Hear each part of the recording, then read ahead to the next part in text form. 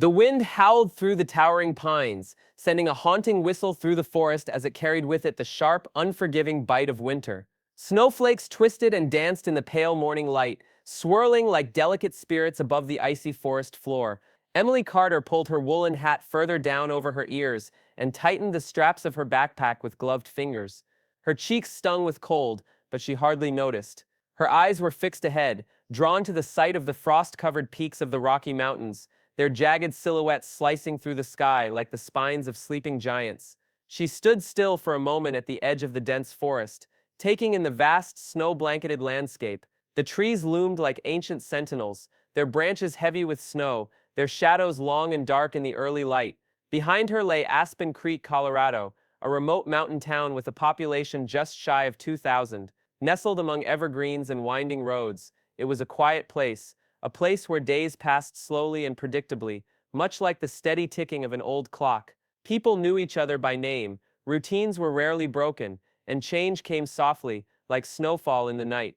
But for Emily, Aspen Creek had always felt too small, too confined. There was a restlessness in her bones, a whisper in her heart that she was meant for something more, something wild and vast and waiting just beyond the horizon. That morning, like many others before it, her grandfather Henry Carter had been waiting at the breakfast table when she came down the stairs, bundled for the cold and ready for another hike. His hands, knotted with age and experience, were wrapped around a steaming mug of black coffee. The same worry was etched into his brow, a worry that never seemed to leave his face. "Stay away from the North Ridge," he said in a voice low and worn, his eyes never leaving hers. "That old copper mine's a death trap. The ground's unstable, and there's no telling what kind of creatures have made it home." Emily had smiled gently at him, slipping her sketchbook into her backpack. "I won't go far," she promised, as she always did. She had hiked these forests since she was old enough to walk, exploring every trail, every shortcut, every hidden clearing,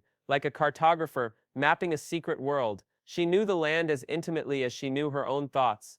And yet, despite her familiarity, there was still something about the forest, especially the northern edge, that held a certain kind of mystery, the kind that pressed at the edge of her imagination and begged to be discovered. The snow was deeper than usual that day, muffling her footsteps as she ventured farther into the wilderness. The deeper she went, the quieter the world became. Even the birds had fallen silent, their songs replaced by the soft crunch of snow underfoot and the occasional groan of wind brushing through the trees. Her breath fogged the air, curling upward like wisps of smoke, as she climbed a narrow, rocky outcrop to find a spot to sketch the breathtaking mountain vista. And then she saw it, a streak of red. It cut through the white landscape like a wound. At first, she thought her eyes were playing tricks on her, but as she took a cautious step forward, she saw more. Crimson droplets, vivid and stark against the untouched snow. Her artist's eye registered the contrast immediately, like paint splattered across a blank canvas. But this wasn't paint, it was blood. Emily's heart began to pound. Her instincts told her to turn back, to pretend she hadn't seen it, but something compelled her forward, pulling her along the trail of red. The droplets grew larger, more frequent, leading her deeper into the trees, past the point where hikers usually turn back. Then she heard it, a low guttural growl, pained, primal. She dropped to the ground, crouching behind a fallen log, heart thudding in her chest like a drumbeat. Just beyond the clearing, barely 20 feet away, lay a massive wolf. Its fur was a thick coat of gray and silver, marred with patches of blood. One of its front legs was caught in a snare, a cruel trap of barbed wire and rusted iron, coiled tight around its limb, biting deep into muscle and bone. The animal's sides rose and fell with heavy labored breaths. Its yellow eyes were half-lidded with pain and exhaustion, but even now, in its weakened state, there was a regal intensity in its gaze. Emily had never seen a wolf up close before, not like this. She'd heard stories. Of course, her grandfather had often spoken of the legendary alpha wolf rumored to roam these mountains, the one caught on a trail cam years ago, the largest wolf ever seen in the region, elusive and ghost-like. She had dismissed it as folklore. But now, faced with the massive creature lying wounded before her, she wondered if the stories had been true. Her body screamed at her to run, to retreat to safety. Wolves were dangerous, especially wounded ones. And yet she didn't move. Something in the way it watched her, in the silent, enduring strength behind its pain, held her in place. If she left now, it would die. There was no time to find help. The blood loss alone. With trembling hands, Emily reached into her backpack, pulling out a small hunting knife. She slipped off her gloves, the cold gnawing at her fingers as she crept forward slowly, her voice barely above a whisper. "I'm not going to hurt you," she said, more for herself than the wolf. The wolf growled again, a low, threatening rumble, but didn't lunge. Its eyes followed her every move, wary, alert. Emily knelt beside the trap, trying not to flinch, as she saw how deeply the barbed wire had cut. This was no accident. This was a hunter's trap. Illegal, brutal. Her stomach turned with anger and horror. Who would do such a thing? She worked carefully, methodically, speaking softly, as she began slicing through the tangled wire. The wolf tensed, muscles twitching, teeth bared in warning, but it stayed still, as though it understood. "I'm almost there," she murmured, sawing gently at the final loop. The minutes stretched endlessly. Her fingers ached from the cold and effort. Her breath came in shallow bursts, heart pounding with every movement. Then finally, the last piece of wire snapped free with a sharp metallic crack. The wolf jerked back instinctively, collapsing as its injured leg gave out beneath it. Emily stumbled away, falling to the snow, eyes wide with fear, but the wolf didn't attack. Instead, it struggled upright, favoring its wounded leg. Blood seeped into the snow in dark rivulets. Then, slowly, it lifted its head, locking eyes with Emily one last time. In that brief, silent moment, something passed between them, something ancient and unspoken, a bond forged not in words, but in the cold wilderness, in trust and in pain. Then, without a sound, the great wolf turned and limped into the forest, vanishing into the trees, like a shadow lost in the storm. Emily sat there for several minutes, breathless, stunned. Her hands trembled as she retrieved her knife and slipped her gloves back on. She looked down at the blood-stained snow and realized what she had done. She had saved a wolf, and in doing so, she had crossed a threshold into something unknown, something greater than herself. As she made her way back to town, the feeling never left her. It followed her through the trees, across the icy streams, and down the snow-covered path. She couldn't explain it, but deep down, she knew this wasn't the end. It was only the beginning. The yellow eyes locked onto her even from a distance, and there was no mistaking him. Shadow, the scar across his muzzle, was unmistakable, a stark reminder of their fateful encounter in the snow. But this time, he wasn't alone. Behind him, barely visible through the dense lattice of trees, were other wolves. 5, no 6 of them, stood silently, their powerful bodies partially obscured by the forest shadows. They watched her in complete stillness, like ancient sentinels, guarding a forgotten secret. The sight rooted Emily to the spot. Her breath hitched in her throat, but it wasn't fear that gripped her. It was something deeper, something that didn't come from instinct or danger, but from understanding. It was as if there was an unspoken message being passed between them, something primal and timeless. But why were they watching her? And why now? Trying to make sense of her racing thoughts, Emily carefully tore a page from her sketchbook, scribbled a quick note, and tucked it between 2 nearby rocks. The words were simple. "Are you protecting me, or warning me?" The question felt foolish, almost childlike, but it gave her some sense of clarity. She took a cautious step back, then another. Still, none of the wolves moved, not even Shadow. Only when she turned her back completely did she hear it, a faint shuffle of paws, pressing against the frozen ground. When she finally looked back, they had vanished, slipping into the trees, like phantoms. That evening, while sitting near the fireplace, Emily tried to focus on the warmth of the flames licking the stone hearth. She removed her boots and set them by the fire to dry, but her mind remained on the wolves. She turned toward her grandfather, who sat comfortably in his recliner, sipping his usual cup of black coffee. The flickering firelight danced across the lines of his weathered face. "Grandpa," she began, cautiously, "is it normal for wolves to follow people?" Henry paused, mid-sip. He slowly lowered his mug and glanced at her with sharp, knowing eyes. "Wolves don't follow people," he said with certainty. "They avoid us whenever they can." Emily hesitated, the truth on the tip of her tongue. "But what if they don't?" she asked quietly. "What if they just watch?" A thick silence followed,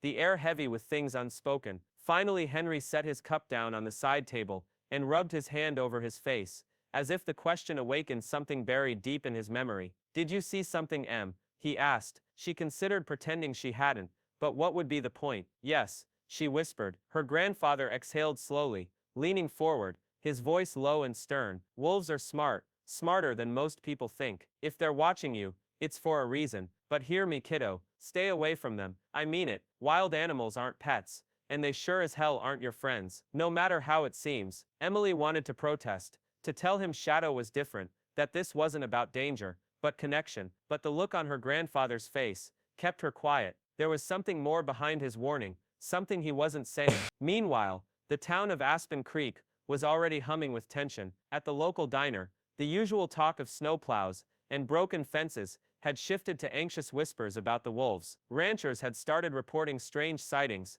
wolves watching from tree lines, livestock disappearing, unease spreading like frostbite. "They're getting too bold," one man muttered over his breakfast. "It's just a matter of time before they come after something bigger." That evening, Mayor Robert Lyle took to the podium at the town hall meeting. Tall, polished and more accustomed to boardrooms than backwoods, he projected confidence as he spoke. "These animals are a threat," he said with the practiced tone of a politician. "This behavior isn't normal. We need to take action before someone gets hurt." A chorus of murmurs followed, voices laced with both fear and agreement. Emily, seated in the back beside her grandfather, felt her stomach churn. Then Daniel Pierce stood up, broad-shouldered, neatly dressed, and carrying himself with smug assurance. Daniel radiated power. He owned the old copper mine on the North Ridge. With a dramatic flourish, he unfurled a set of blueprints. "Coincidentally," he announced, "I was going to reveal this next week, but I think now is the perfect time." He laid the plans flat on the table. "We're reopening the Aspen Creek mine. New technology,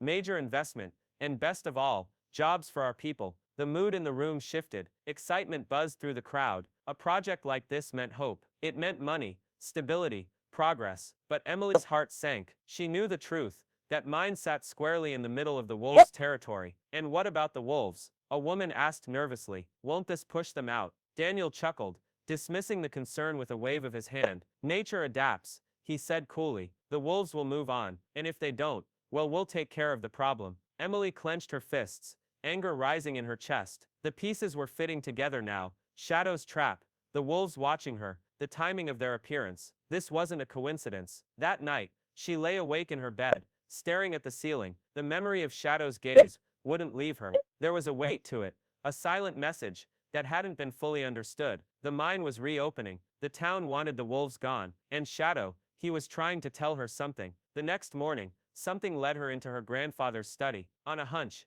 she opened the bottom drawer of his old desk and found it, his leather-bound journal, worn with age. She sat cross-legged on the wooden floor and carefully turned the brittle pages. The entries were dated as far back as the late 1980s, documenting his years as a young forest ranger. And then, one passage made her breath hitch. April 14, 1989. Found a female timber wolf in a poacher's trap near the old mine. She was pregnant, barely alive. I freed her, treated the wounds, watched her limp away into the trees. Named her Luna. She had a crescent-shaped mark on her chest. I hope she survives. Emily's fingers trembled as she traced the faded ink. Luna, could it be? The timing made sense. Wolves lived through generations, not decades. Shadow could be her descendant. That would explain everything. The watchful gaze, the lack of aggression, the feeling that their connection was more than chance. Her grandfather had saved Luna, and now, Luna's bloodline had found Emily. Carefully, she closed the journal,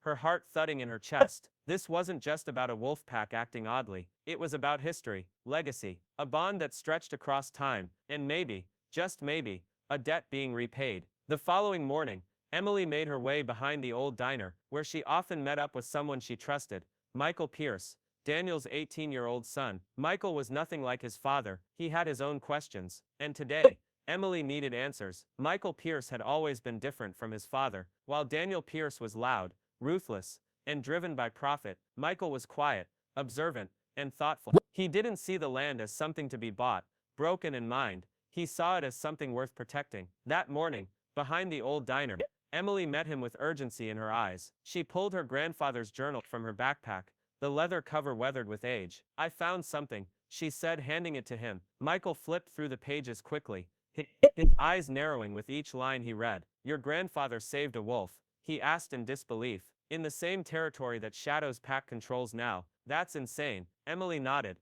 "It can't be a coincidence." And there's more. "Look at the date. It was back when The mine was still running. Michael's expression darkened. "My dad's been trying to reopen that mine for years. He keeps telling people it'll bring jobs and revive the town. But last night I overheard him on the phone. He's cutting corners, skipping environmental regulations, ignoring safety protocols. He even bribed state officials to fast-track the permits. Emily's stomach tightened with dread. That mine sits right in the heart of the wolves' territory. If they start blasting, it could drive the pack away. Or worse. Michael shook his head. It's worse. The geological surveys he submitted are fake. I found the real reports. There's a major risk of sinkholes, and the blasting could cause toxic runoff to contaminate the river. Emily clenched her fists. We have to stop this. Over the next several days, they worked together in secret. Michael managed to slip documents out of his father's office, emails, permits, environmental assessments, all falsified. Meanwhile, Emily tracked the wolves, photographing them near the newly staked survey markers that threatened to become a construction zone. Each image was more proof that the wolves weren't just living in that land.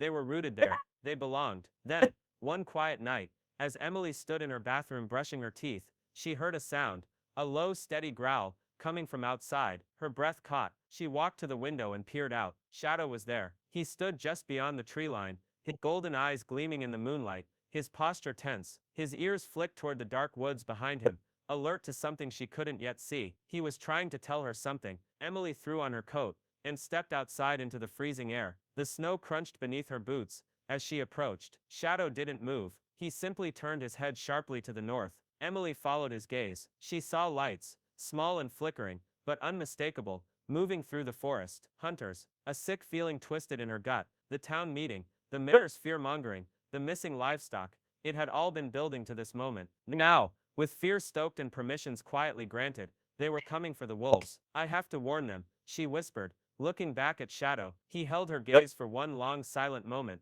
then turned and vanished into the trees. Emily raced back inside and grabbed her phone. She dialed Michael's number, her hands shaking. He answered on the first ring. They're doing it, she whispered, her voice trembling. They're hunting them, tonight. Michael swore. Meet me in 10.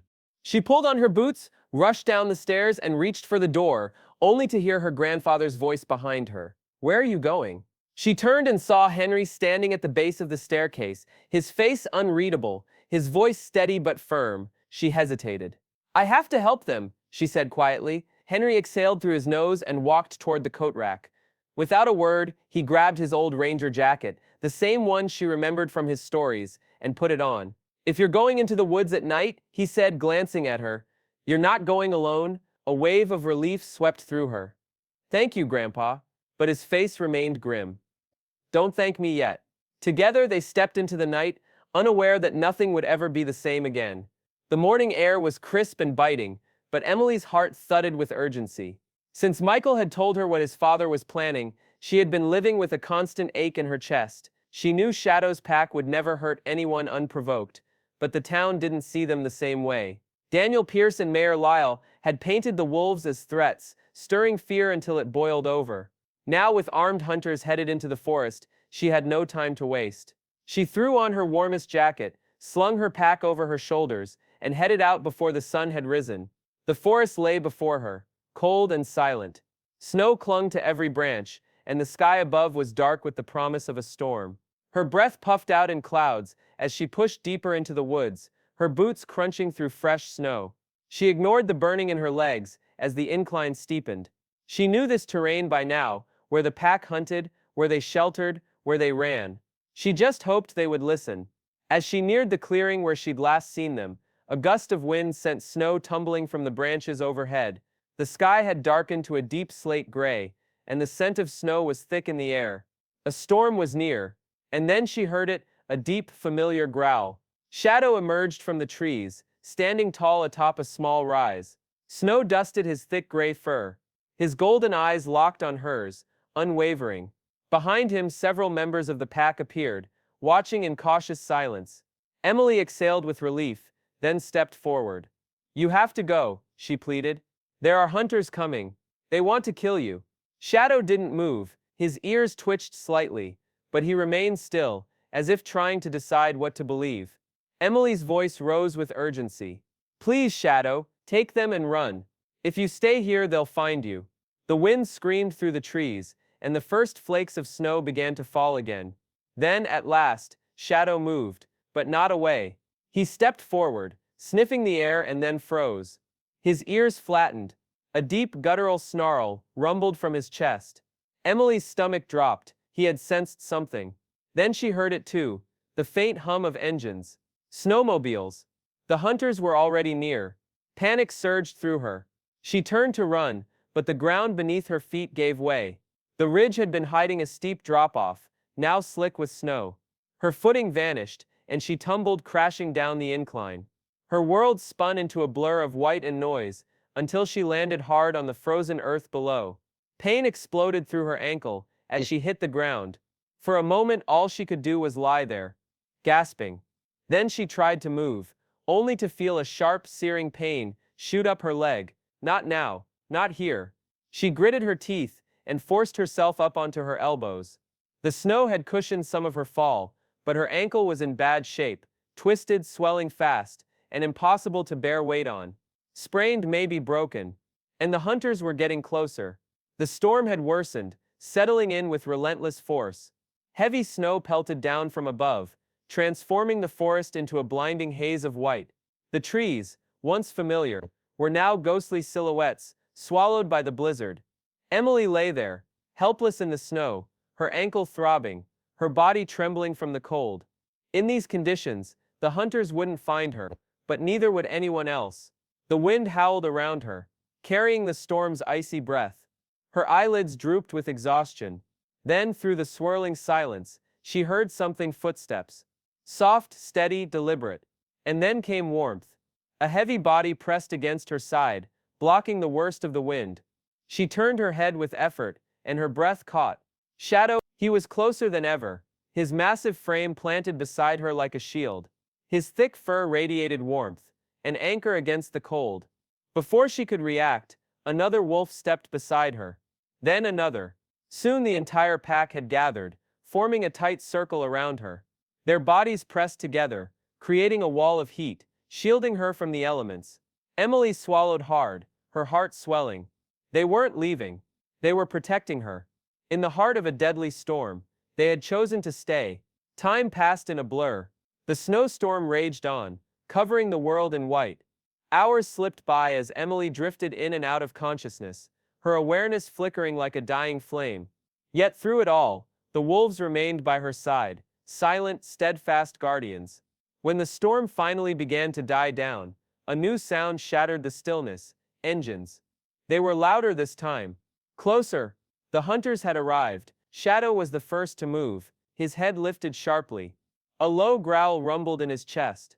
Then he turned to Emily, nudging her arm with his nose, encouraging her to get up. Her fingers were stiff with cold, but she forced them to move, reaching for her backpack. She didn't know how far she could go, but she had to try. With the pack surrounding her like a mobile shield, she began to stumble forward through the deep snow. Shadow stayed close, his presence steady and reassuring. Then the sharp crack of a gunshot pierced the air. Emily gasped as the wolves scattered instantly, their sleek forms vanishing into the trees. Only Shadow lingered a moment longer, turning to look at her one last time before disappearing after his pack. Emily barely had time to take cover behind a fallen log before dark figures emerged from the forest, rifles drawn and ready.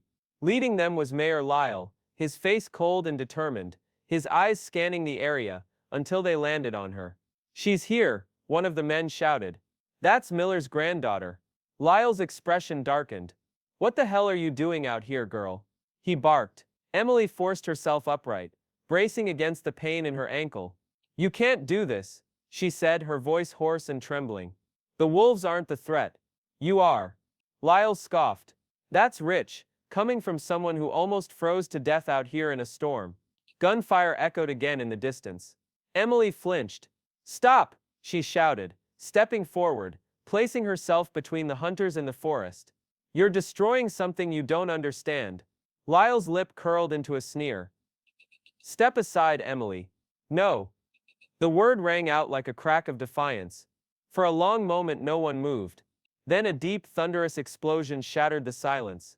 The ground trembled beneath their feet. Emily fit the wonder still but prettel.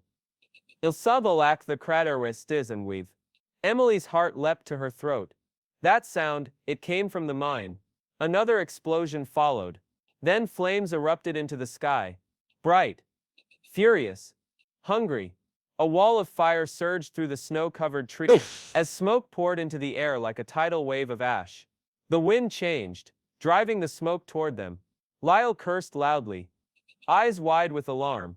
The hunters turned, panic breaking across their faces. They no longer cared about wolves. Now they cared about survival. Emily didn't wait. She turned and ran, ignoring the fire spreading behind her, ignoring the stabbing pain in her ankle. She had to get home. She had to find Michael. She had to find Shadow. But deep down, something told her she already knew the truth. The wolves were in the fire's path, and Shadow had stayed behind. By the time she reached the edge of town, the sky over Aspen Creek had turned an eerie shade of orange. Smoke towered over the ridgelines, rolling across the valley like a living thing. The wildfire, ignited by the explosions at the copper mine, had spread with terrifying speed, threatening both the forest and the town below. Fire crews were already evacuating nearby neighborhoods, their flashing lights barely visible through the thick smoke.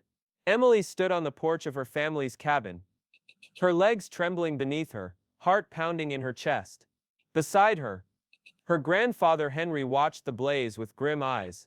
The fire roared in the distance, a wall of destruction steadily advancing toward everything they loved. "We have to do something," Emily said, her voice sharp with urgency. "Shadow and the pack, if they're still in that part of the forest, they won't survive." Henry's face was lined with worry as he stared out at the flames. "I know, kid," he said slowly. "But we can't just walk into a wildfire.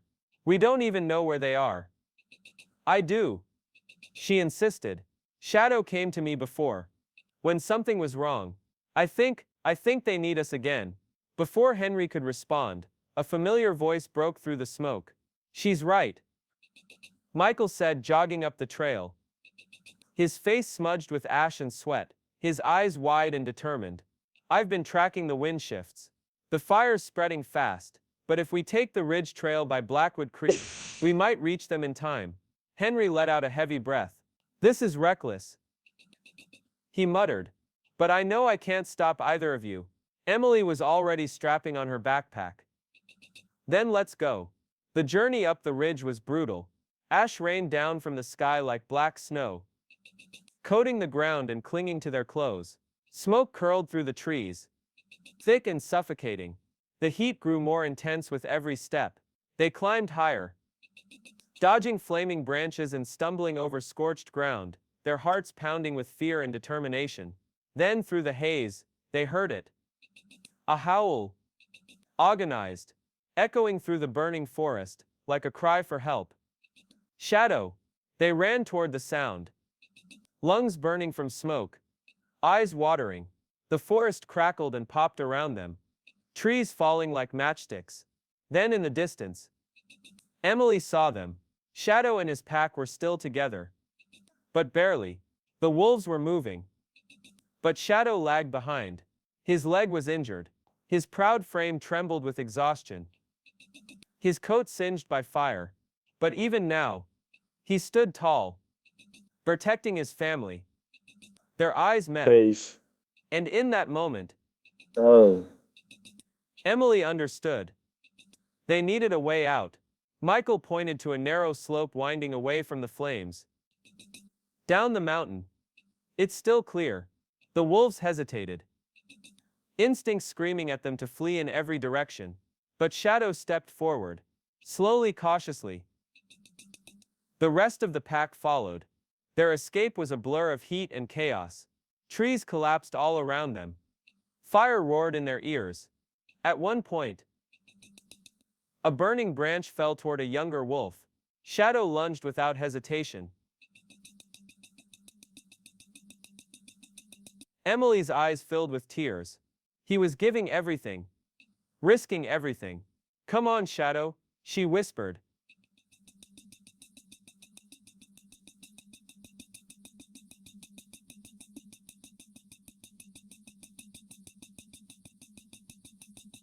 Firefighters had managed to contain Oh. the blaze near that stretch. If they could just reach it.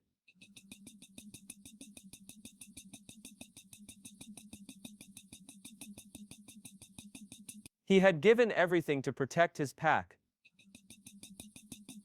He had given everything to protect his pack.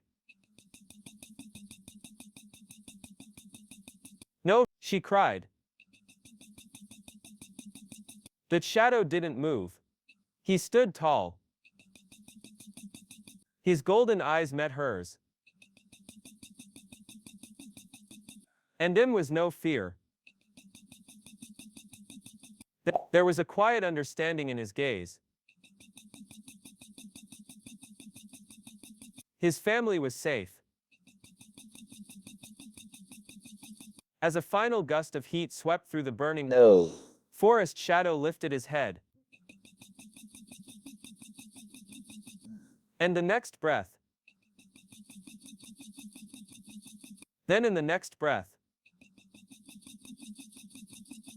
The flames swallowed him whole. Emily screamed his name. But Shadow did Shadow.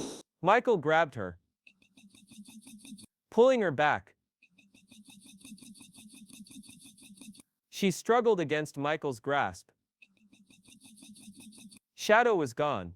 The aftermath of the wildfire was devastating. Dozens of homes. The land scorched and blackened beyond recognition. The once lush forest had become a graveyard of ash.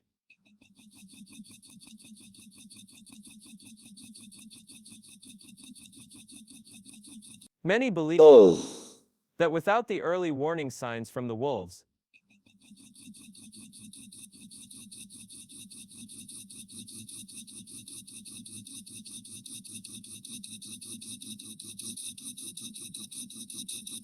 Shadow's sacrifice had saved them all. In the weeks that followed,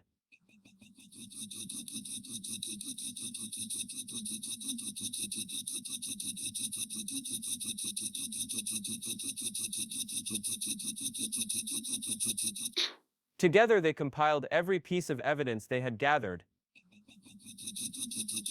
The evidence was undeniable. Under immense public pressure and scrutiny,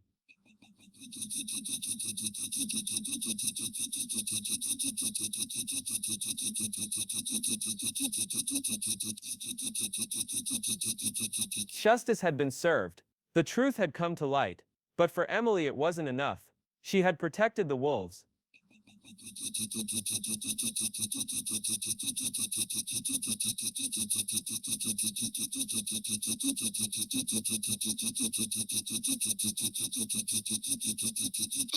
After Mike went to Foix, and the space he left behind in her heart could not be filled with legal victories.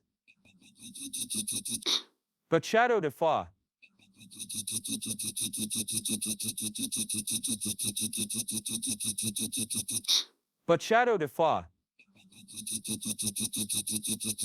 the burned forest had slowly begun to recover.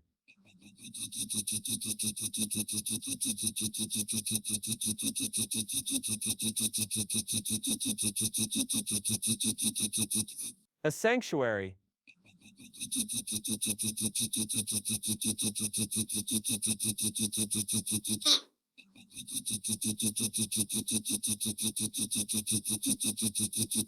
She helped establish the preserve.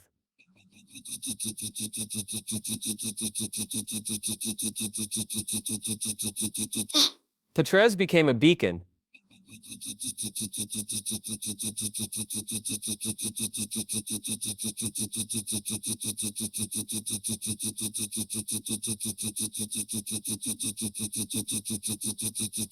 It stood not only as a refuge for wildlife,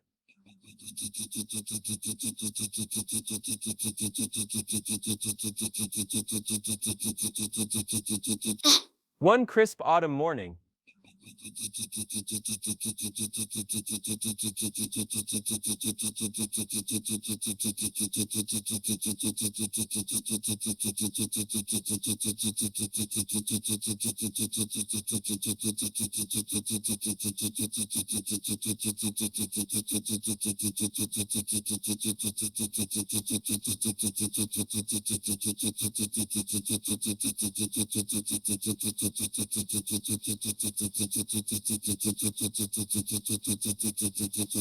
the air was brisk.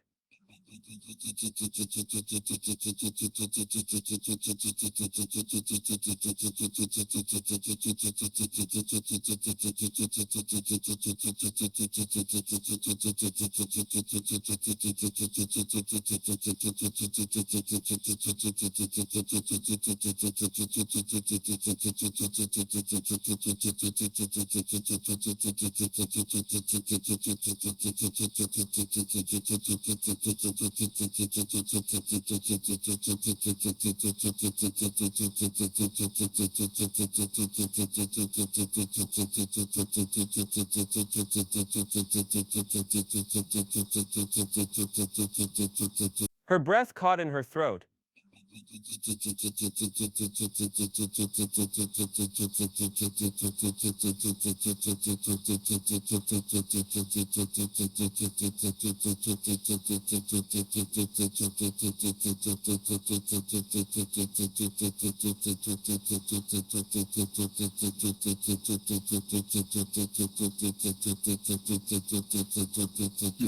For a long moment,